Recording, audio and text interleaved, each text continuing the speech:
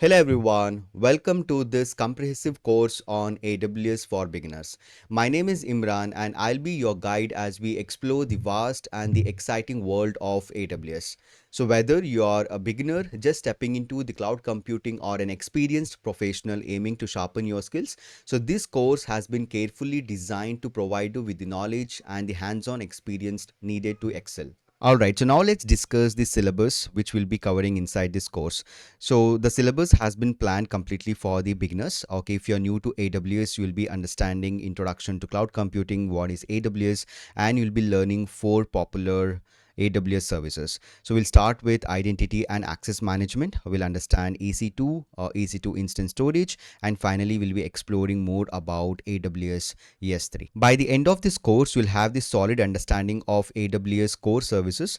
Then you'll have the practical experience with the AWS tools and the hands-on activities and the confidence to implement the AWS solutions in the real world environments. So are you ready to take up the first step into the future of technology? So let's get started. Enroll now.